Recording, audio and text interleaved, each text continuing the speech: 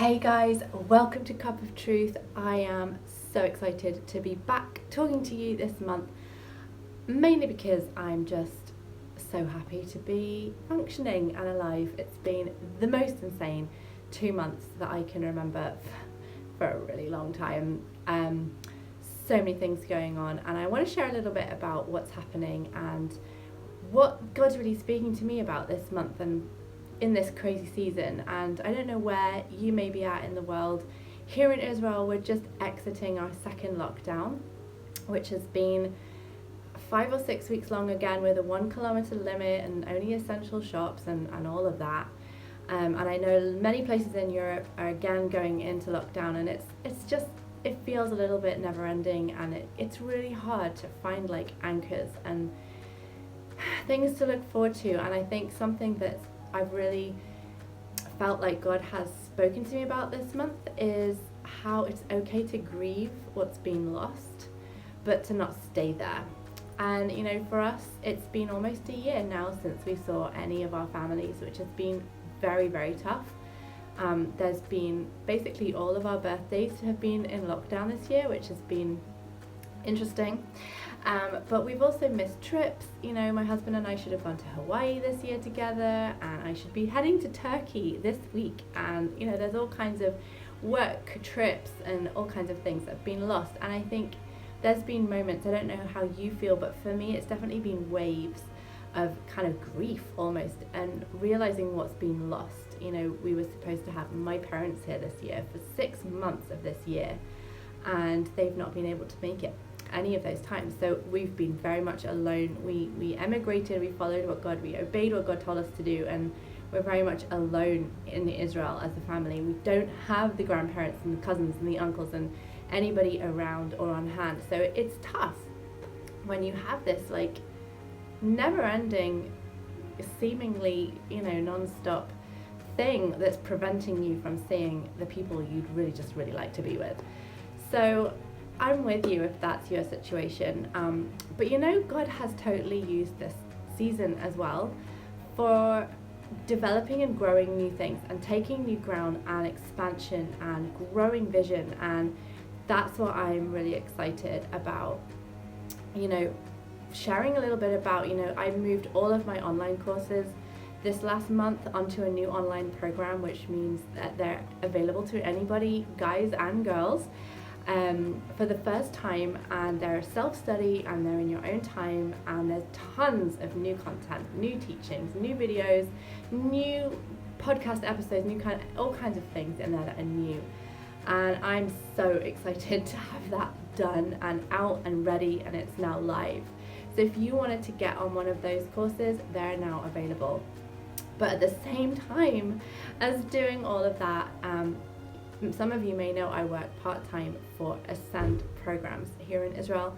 We've also created an online program for iAscend. So for those of you who want to travel to Israel and you can't right now because our airport is closed, this is for you. This is an online experience. It's tours, it's teaching, it's inspiration, it's podcasts, it's all kinds of incredible. I'm so proud of what we've been able to create, but it's all kinds of ways to engage spiritually, visiting places that you probably have never been to. They're off the beaten track. They're not the usual tourist attractions. They're really significant, biblically, prophetically places that you can now hop on a course and come with us on an adventure around Israel. And that actually goes live now as well. So I've been working my backside off for the last few weeks and months, getting all of this content out and onto these online programs. And in going through that, a lot of things had to be put on hold, not only because of COVID and because of lockdown and everything else, but just to focus on these things and to just get this ground fallowed and sown and, you know, established, get some roots down in these two areas. And God really spoke to me about how important it is to know your season.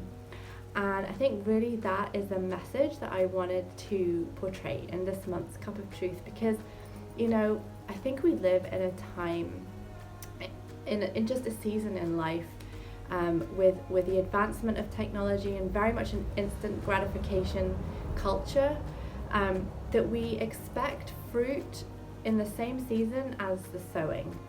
And I think one of the things I deal with the most when I'm coaching women and dealing with online course participants and doing those live events and all these things, that I cross paths with so many people in the most amazing ways. It's my favorite thing about what I do.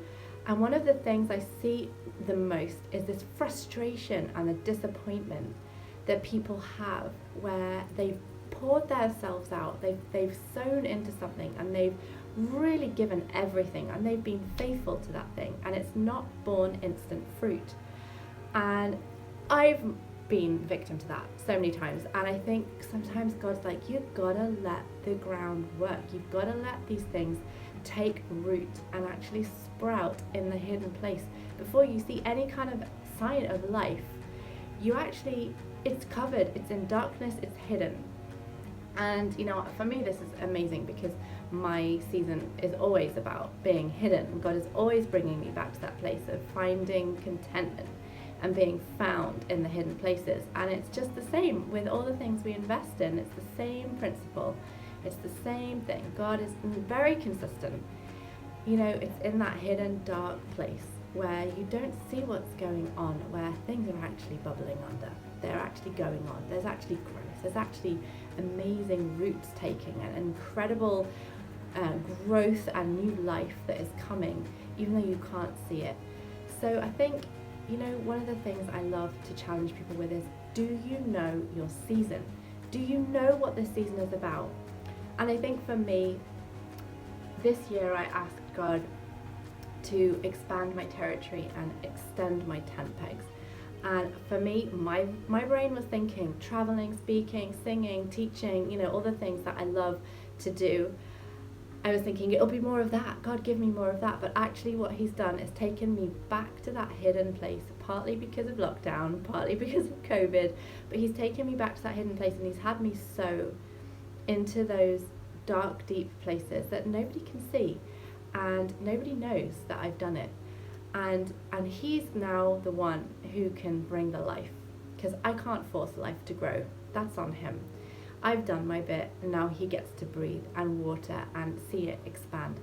So I just want to encourage you, ask yourself that question. Do you know your season? What is this season for? Am I supposed to be growing? Am I supposed to be sowing? Am I supposed to be out, or am I supposed to be hidden? Am I supposed to be writing, or am I supposed to be selling? Am I supposed to, there's so many different things that we could be doing, but do we actually know what God's asking of us in this season, and are we doing that intentionally to fulfill that calling? Because sometimes the fruition of our calling doesn't take place in the same season as he gives the calling. Sometimes we have to sit and marinate in that calling before we get to go out and do it. So if we confuse those things, we end up disappointed and resentful and frustrated and just grieving, and I think that's never where God wants us to stay. And I think that's been the challenge that I've had in the last couple of months in focusing so much in creating and establishing and sowing something in the hidden place. I've done my bit. That's my loaf and 5 fishes. It's up to him. And 5 loaves and 2 fishes, my brain, see, I've lost the ability to think. And now that's my offering, and now he can multiply and he can do what he's going to do with what I have brought to him. So I just want to encourage you this month to take some time and just actually ask yourself the question, what is my season? What is this season for? What is he actually ordaining for me to do now?